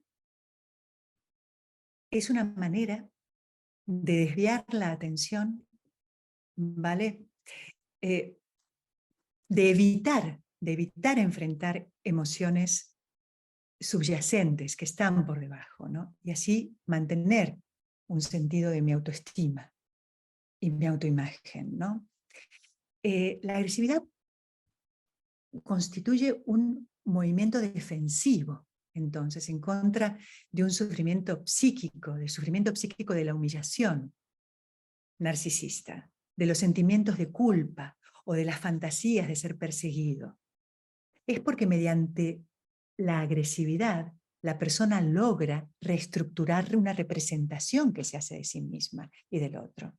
Si yo paso a ser el que agredo, ya no soy el humillado, ¿vale? Me reconstruyo narcisísticamente, ¿vale? Es una reconstrucción dudosa, pero a veces es lo único que se tiene, ¿vale?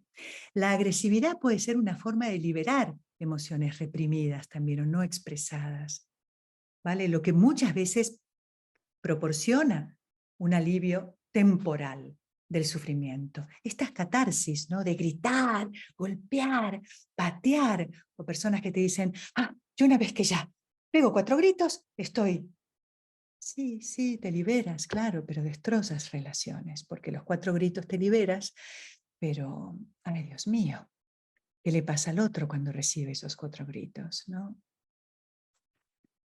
La agresividad también entonces es una búsqueda de control y de poder, ¿no? La agresividad es una respuesta defensiva que ayuda a las personas, decíamos, a lidiar con emociones difíciles tales como la vergüenza, la culpa, ¿vale? Al actuar de manera agresiva, la persona se siente más poderosa y en control, lo que a su vez reduce todos estos sufrimientos emocionales. De esta manera la agresividad, como decíamos antes, reestructura la imagen que yo tengo de mí misma y de los demás. Ya no soy el perseguido, el sometido, el débil, el impotente, el atacado. Soy el atacante, soy el fuerte, soy el potente. Y la persona sale así de un estado de indefensión, ¿vale?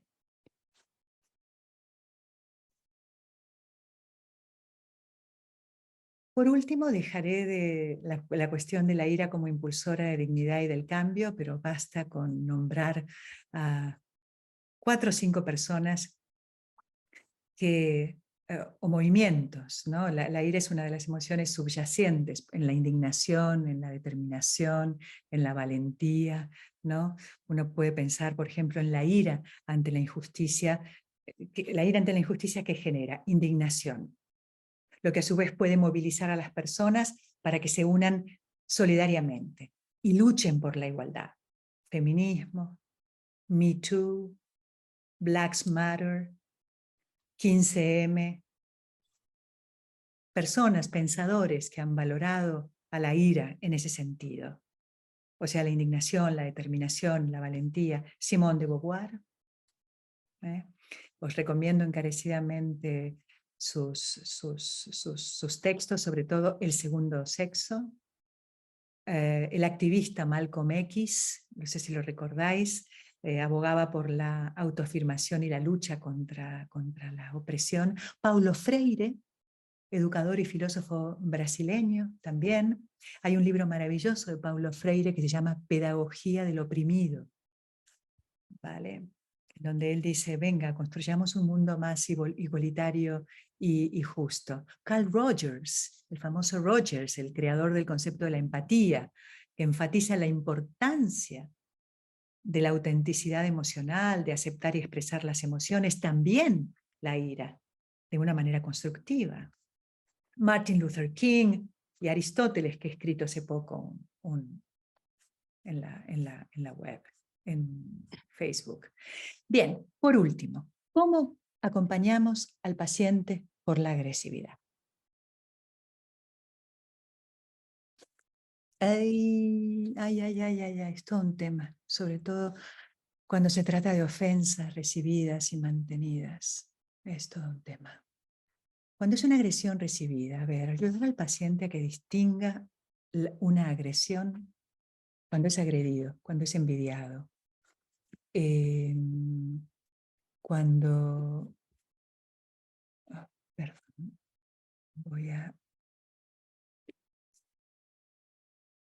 yo creo que he cometido... No sé, ¿dónde estáis? Ah, ¿estáis aquí? ¿Vale? Se me abrió no sé qué cosa. Vale.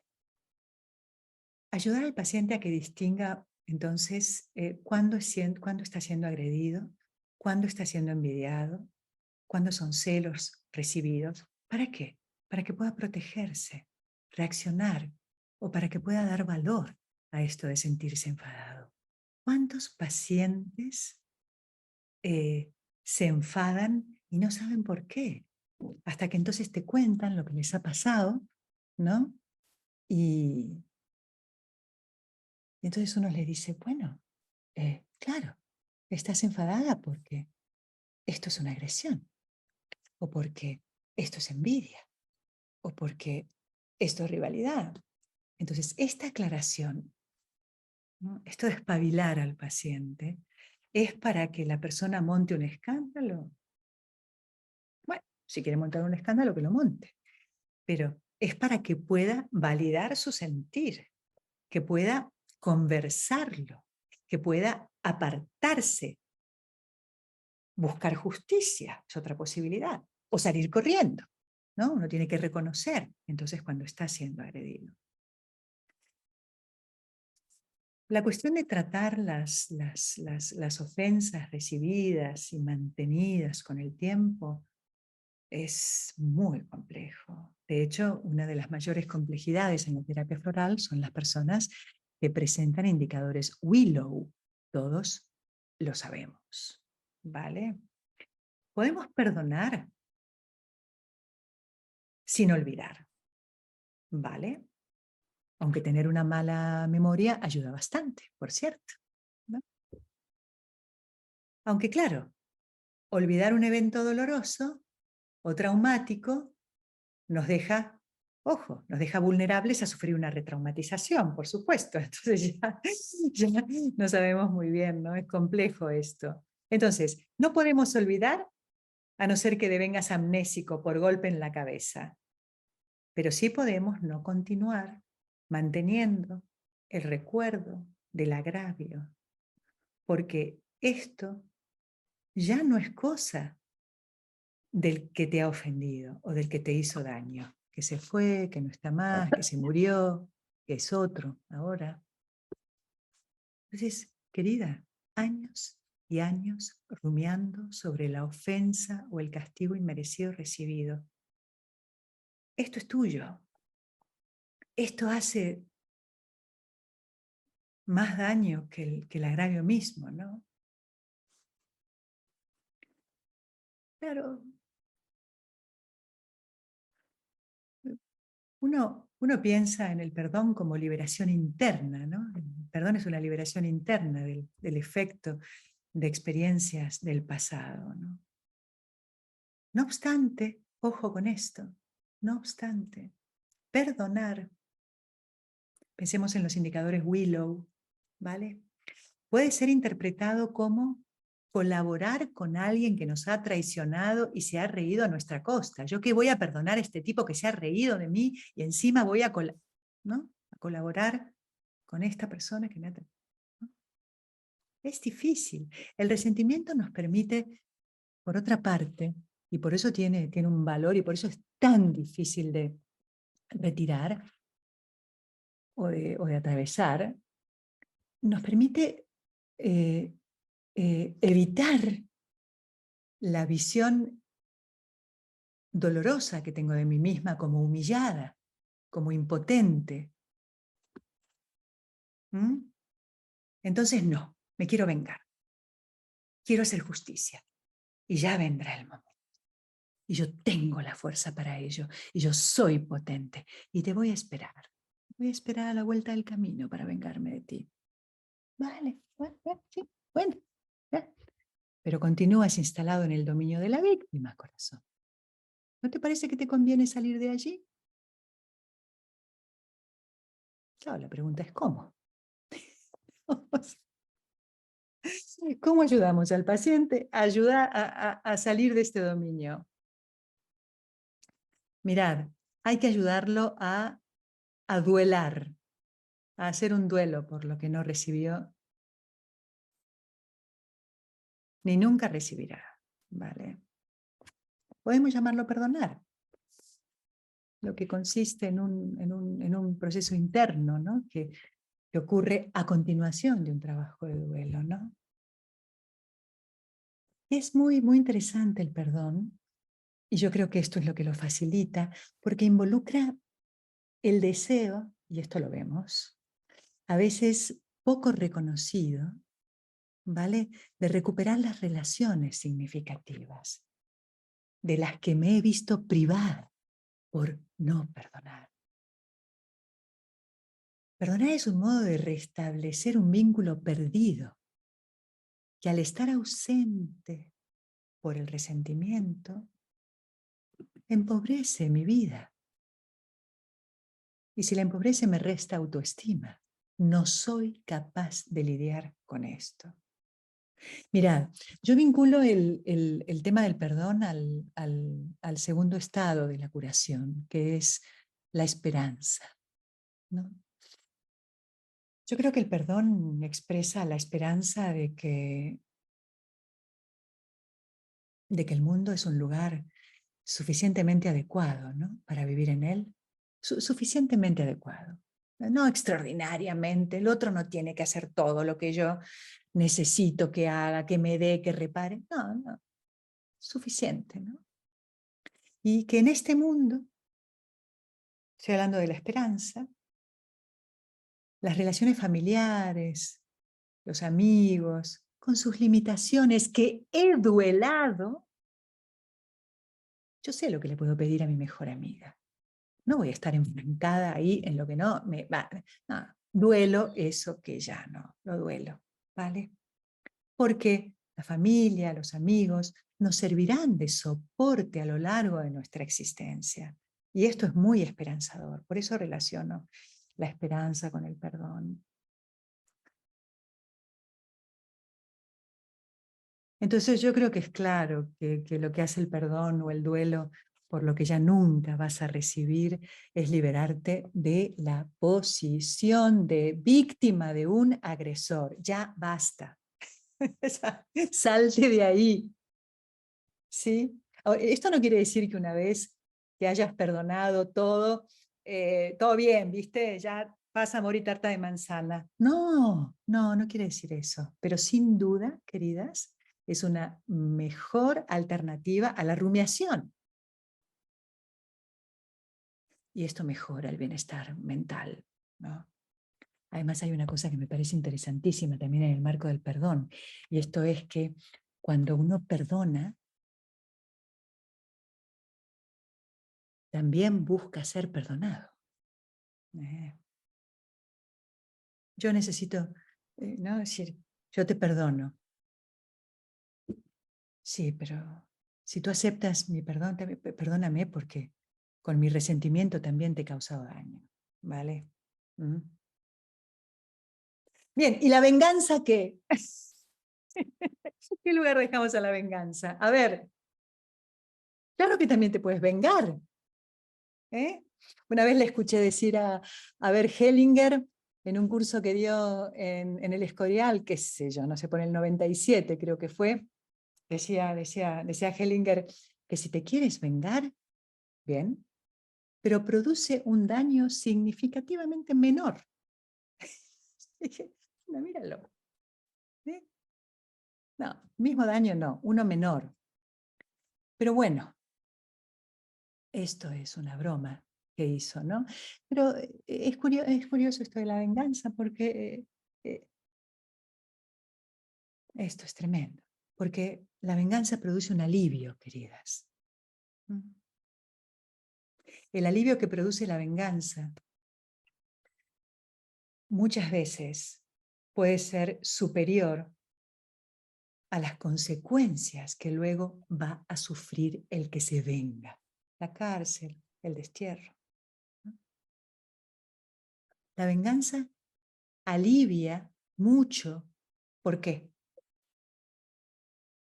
Porque suprime la obsesión, la rumiación, el resentimiento. Fijaros qué potente que es el resentimiento. Una de las razones por las cuales no se reducen las condenas carcelarias es por esto de que el preso dice, yo lo volvería a hacer. Y hablan del alivio que experimentaron. Otra manera de ayudar es ayudarlo a pedir. A menudo la agresividad, ¿qué oculta? Esto lo sabemos todos. Oculta una necesidad. Una necesidad. ¿La puede pedir? ¿Sí? Porque si no se pone a exigir, y siempre lo digo, qué pesada, exige el que no pide. ¿Y qué? ¿Qué necesita pedir? ¿Qué quieres pedir? ¿A quién se lo quieres? ¿Estás enfadado? ¿Qué necesitas de esa persona? ¿Lo puedes transformar en una conversación? ¿En un diálogo? También podemos ayudarlo. Esto ya es sofisticado, pero es imprescindible. Esto ya es un poquito más, es más elaborado todo el trabajo, pero bueno, todo el trabajo es elaborado, pero podemos ayudarlo a que eso que no recibió, ni le darán, se lo dé a sí mismo. ¿Mm? ¿Cómo? No, mi cielo, gracias, déjala aquí arriba. Qué Tus bonita voz. gotitas. Y por último, y terminamos, lo último, queridas, también es verdad que la agresividad amerita comprensión, entendimiento, reflexión. Por ejemplo, mi hija se enfada. Ergo, puedo comprender. Y es normal. Necesita separarse, ¿no? En la adolescencia necesita separarse. Necesita defenderse para no ser intrusada por mí, para preservar su autonomía. Ayudar a los pacientes a que puedan comprender, ¿no? Nuestra pareja se enfada porque un coche lo adelanta mal. Bueno, se ha enfadado. Dice cosas que solo se pueden decir porque uno es secuestrado por el enfado, que normalmente es regresivo. No. Una dificultad, normalmente este tipo de enfados, estos que rompen tal, se enfadan por cosas nimias. Es una dificultad para encajar las dificultades de la vida que se ven como arbitrarias y tiene que ver con la crianza, pero esto es otro tema. Uno puede pensar, a mí también me sucede, yo también me cabreo, yo también, ¿vale? Podemos comprender, ¿sí? Porque si no, solamente yo me puedo enfadar, el otro no. Anda. Y ahí no estamos en simetría, ¿vale? Y por último, queridas, cuando el otro se enfada con una, ¿vale? Cuando el paciente nos dice, es que mi marido se ha enfadado conmigo, después de hablar de todo lo que uno también puede pensar que también allí hay un llamado de atención, ¿no? Un atiéndeme, un esto me daña, por eso me enfado contigo, esto me incomoda, y esto hay que trabajarlo con los pacientes, ¿no? ¿Qué te quiere decir tu marido cuando se enfada contigo? Que ya te lo podría decir de otra manera, por supuesto, menos enfadado, pero esto de ¿qué hice yo para merecer esto? Esto también es una posibilidad, ¿vale? Bueno, yo pensé que no iba a poder dar todo este contenido, ¿eh? No creáis, ¿eh? Voy a dejar de... No creáis que yo no dejo hablar a la gente, ¿eh? Hoy, ni lo penséis por un minuto. Bueno, podéis colocar micrófonos a no ser que sea estruendoso esto. Vamos a ver qué hay por aquí. ¿Alguien quiere decir algo? Susana, ¿Quién habla? Belén, yo, Belén, aquí. tesoro. ¿Qué tal? Bien. Una cosa, cuando estabas hablando de Centauri o Lars, la agresividad pasiva, es que estoy ahora muy ahí. Esto me hace acordar, esto me recuerda, no sé si alguna vez os lo he comentado, al matrimonio entre la agresividad pasiva y la agresividad activa. La agresividad Ah, activa es yo te tiro una granada por encima y la pasiva es te quito la alfombra por debajo, ¿no? Te tiro, te quito por debajo. ¿No? Esta es, sí, y sí, fíjate los hijos de Persona Century, ¿no? Los hijos de personas centuries están enfadados no solamente con el padre o mujeres, no solamente con el padre, sino también con la madre por no saber defenderse, ¿vale? ¿Sí? Entonces, por incluso aliarse con los hijos en contra del padre, ¿no? Y ahí está funcionando una agresión pasiva hacia el padre se enfada más, ¿vale? Esas son agresiones pasivas. Agresión pasiva es la agresión que no se nota, pero que está allí presente de un modo. y que saca también la agresividad activa del otro. Le pone... Sí, efectivamente, sí, sí, sí, sí. Ahora, siempre hay que aclarar que hay personas que se enfadan porque están muy, muy, muy, muy mal, ¿vale? Y que no necesitan provocación, ¿vale? O que no hay provocación para que se enfaden, ¿no? Hemos hablado de distintos tipos. Vale. Y después hay personas que sí, se enfadan pues porque mira lo que tú me hiciste. Ay, yo no te hice nada, Chicori, pero ¿yo qué hice? ¿Yo qué? No, no me gritaste, pero fíjate lo que hiciste, ¿no? Esas son agresiones pasivas. Ok, ¿Te suenan? mucho. Sí. ¿Te Madre reconoces? Century. Madre Century. Uf, esa es Y padre difícil, ¿eh? narcisista, bueno, es cualquiera que me oiga decir, pero La pareja lo que perfecta. trabajamos el otro día, ¿no? Lo que me dijiste es que dije, wow, cómo coloqué muchas cosas, ¿no? Y sí, sí, sí, es duro el pasivo agresivo, porque se identifica, me ha encantado cuando dices, es que hay que identificarlo. Una vez que lo identificas, cuando ayudas al paciente a que identifique el por qué se ha enfadado, que no justifica el enfado, no es eso, pero sí tienes un para poder equilibrar ese enfado y trabajarlo desde otro punto, esa agresión que te han hecho, ¿no? Ay, sí, es hermoso trabajar estos conflictos, es precioso. Chicas, a ver, preguntas, ¿hay alguna pregunta? Me gusta, me interesa, tu voz me encanta, Indiferencia puede considerarse una forma, la indiferencia o la frialdad puede considerarse una forma de agresividad. Ay, qué buena pregunta la de César da Silva. Ay, pues depende de quién la recibe, claro, sí. Y la indiferencia es que sabes qué pasa, no hay peor cosa y no hay algo más agresivo, bueno, por supuesto que lo hay, pero que no ser mirado, que no ser visto, que no ser reconocido. Entonces, y esta es la forma de agresividad water violet. ¿A que sí? Sí, tan reservado, tan que se esconde. Claro que sí. A ver, ¿se aprende a ser narcisista? Se aprende. Es claro, aprende es una palabra que no sé si yo la colocaría ahí, pero uno no nace narcisista, querida. Uno no nace. Uno se va haciendo. Y el primer instante en la constitución del narcisismo es no haber sido recibido.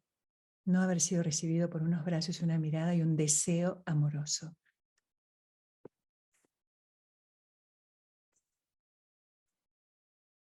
Vale. ¿Hay alguna pregunta que me estoy dejando? ¿Cómo Susana, manejamos? ¿Quién habla? Susana Shirley. Shirley. Hola, Costa Shirley. Rica. ¿Cómo estás? Qué lindo verla, qué lindo verla. Qué linda. Bien, querida. Este, yo siento, dijiste algo muy lindo, te encuentro muchísimo sentido de que viene el narcisismo desde la perversión. Lo que me lleva a preguntar es, normalmente en sociopatía, pues no vamos a encontrar a una persona al frente en consulta, eh, consultando y pidiendo ayuda por esto, ¿sí? Sí, sí entiendo que muchas veces se entra por el lado de la pareja, la familia o los hijos, pero qué difícil, ¿verdad? Porque en una posición así, todo el poder y la sabiduría la tienen ellos. Entonces, ¿cómo hacer para, de alguna manera, si cabe la palabra, agujerear, para entrar por alguna parte con Sí, una personalidad sí. así? Mira, agujerear no sería la mejor palabra porque si hay una defensa extraordinariamente bien Sí, sí. constituida es la defensa narcisista, ¿vale? Es más, si lo agujereas, le va a salir lo que llama la rabia narcisista, Sí, sí, ¿vale? por su defensa. Ujú. Vale, muy bien. Sí. Entonces ahí pues puedes llegar a humillarte todo lo que quieras o directamente a apretar el botón de eject y no venir en la próxima sesión. Entonces, ¿qué hacemos en esos casos? Es muy difícil, necesita mucha pericia y a ver, primero, darte cuenta que necesita hablar de sí mismo, valorarlo, ¿vale? Necesita valoración, pero necesita una valoración distinta a la que normalmente recibe, una valoración desde una mirada psicoterapéutica, que es diferente, ¿no? Simplemente por la posición terapéutica que uno ocupa. Después lo que te sugiero es que veas que tienes enfrente a un bebé. ¿Sabes a un bebé de qué tiempo? A un bebé recién nacido.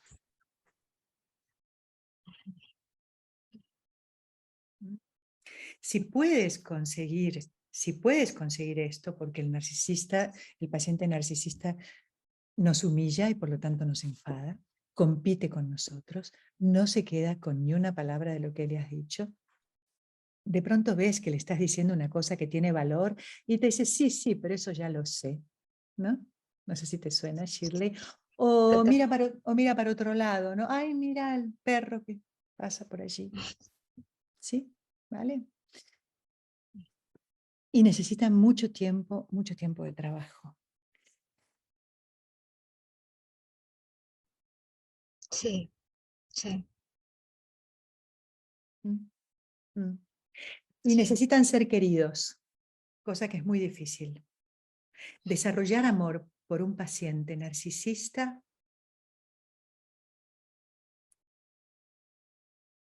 si consigues eso, eres una gran terapeuta, una gran terapeuta.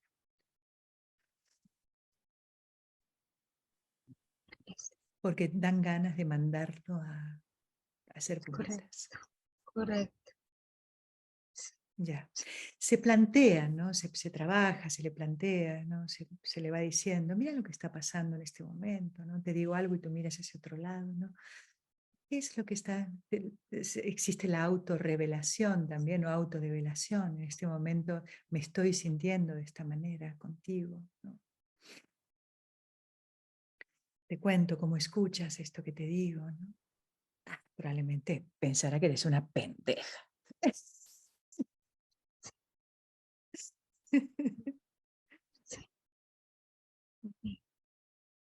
Más cositas. ¿Susana? Sí. Hola, te habla Lina aquí desde Chile. Hola, Lina. Quería preguntar si tienes alguna recomendación de algún autor o un libro, más que nada como desde una similitud de tu enfoque, porque de repente como con el narcisismo, la agresividad, hay mucho enfoque como en la patologización de esa realidad, más que como que siento que tienes una visión más suave de trabajar todo esto como más profunda, a que solo patologizarlo en el fondo. No, claro, bueno, todo lo que son los enfoques relacionales. Puedes empezar por Ferenczi, discípulo de Freud, puedes seguir por Winnicott, ¿vale? Y Ferenczi, Winnicott, luego puedes irte a Kohut, K-O-H-U-T, luego, y sobre todo te recomiendo un gran libro, que es un libro de te recomiendo a Donna Orange.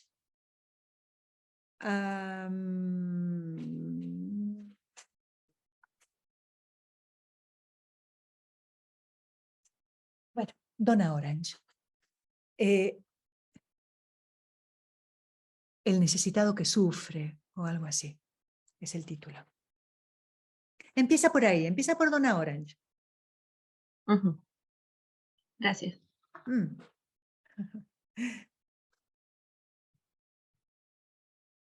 Vale, muy bien. ¿Algo más, queridas?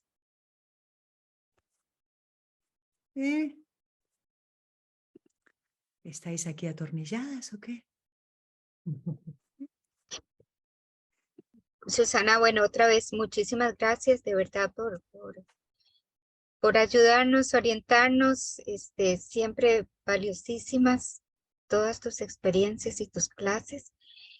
La información del curso en sí la vamos a encontrar En la a web. través de la web. Ok, Sí, listo. ahí lo descargas, sí. Ok, Y así es la formación. Lo que quise es que vierais cómo es un seminario, que vierais que en cada seminario la riqueza de lo que se transmite, ¿no? claro. Por eso dije, venga, vamos a dar un seminario. Listo, listo. Muchas gracias. Bueno, amores, ¿algo más? Sí.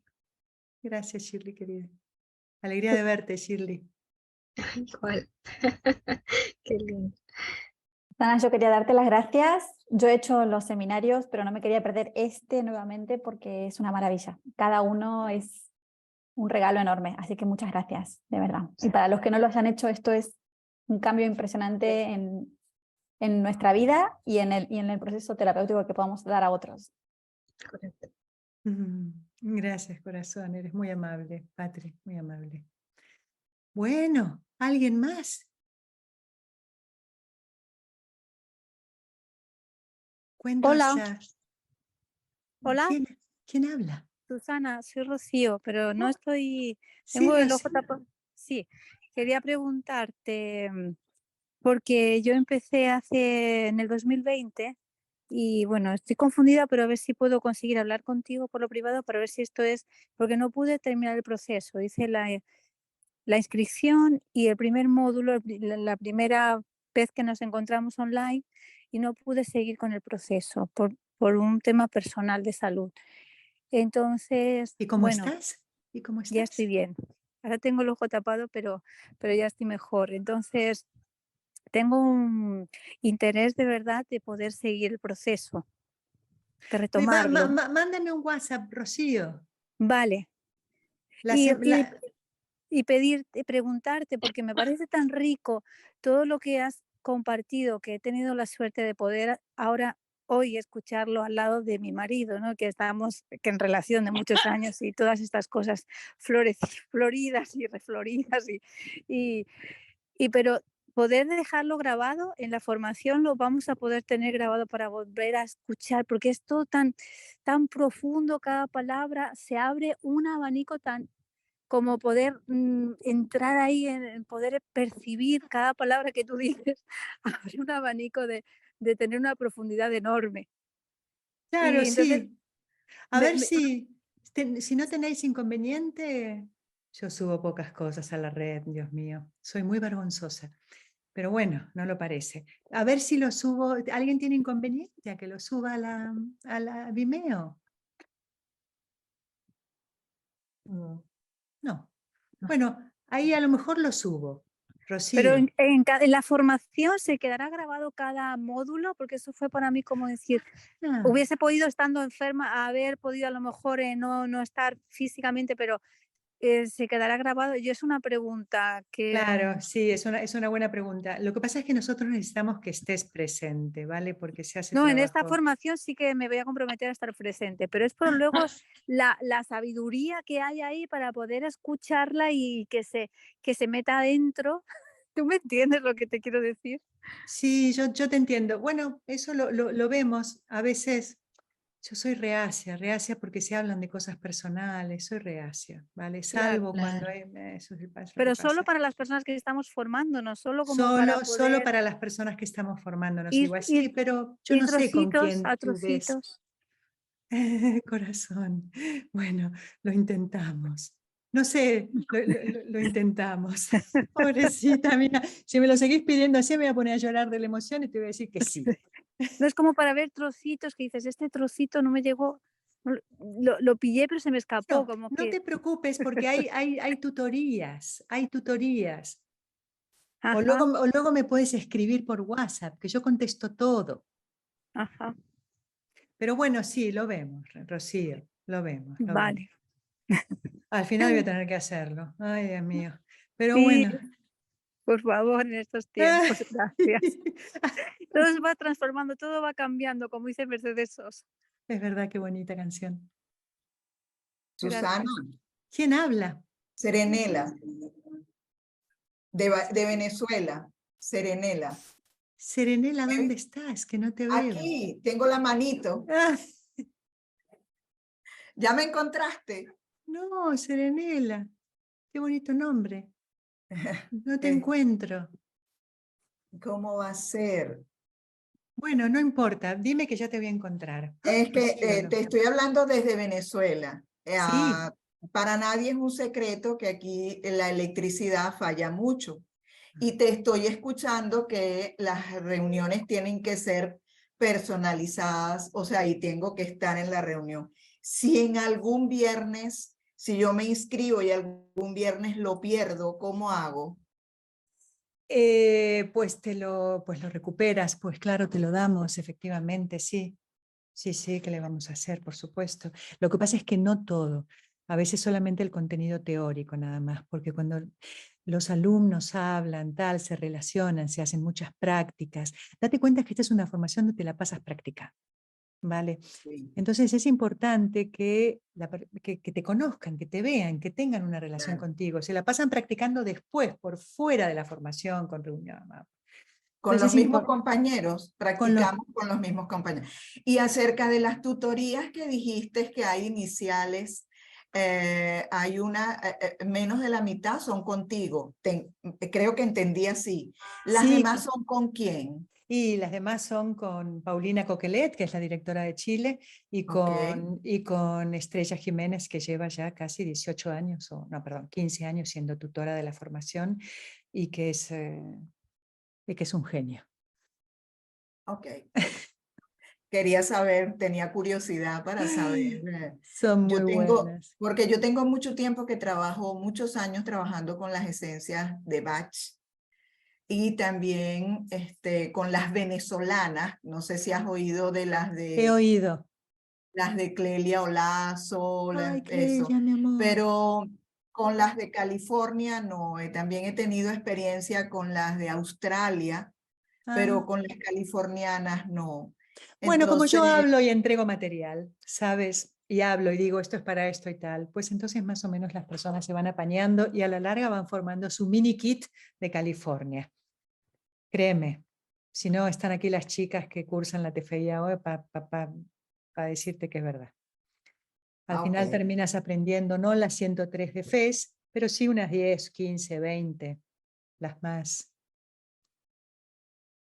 Sí, y también cómo se suministran, porque, por ejemplo, cuando yo trabajé con las de Australia, esa era única, era un Bueno, sistema. pero esto ya lo hablamos en la formación, ni te preocupes por eso. Ok, Ni te preocupes, sí, esto ya, claro. Las tutoras, mira, tienes a Estrella Jiménez es una experta en California maravillosa, sabe más que yo de California. Bueno. Y en cuanto al narcisismo, Susana, en cuanto al narcisismo, la persona puede disfrazar el narcisismo, como tú dijiste. Difícilmente. Ah, Difícilmente. Se les nota, se nos nota mucho cuando estamos ahí narcisísticamente hacia abajo, narcisísticamente el tipo el rey del mambo. Se nos nota mucho. Ok, está bien, entiendo. Bueno, gracias, Susana. A ti. Bueno, basta. Os mando un abrazo muy grande. Cualquier cosa podéis escribir si tenéis alguna pregunta me la hacéis por Facebook, que a mí me encanta contestar, porque me ayudáis a pensar. Las personas que me preguntan me ayudan a pensar. Entonces me lo podéis preguntar por ahí o por Instagram, que sepáis que tenemos no sé si sabéis que tenemos en la escuela un Instagram que publico consejos, cosas del blog, que están bastante bien.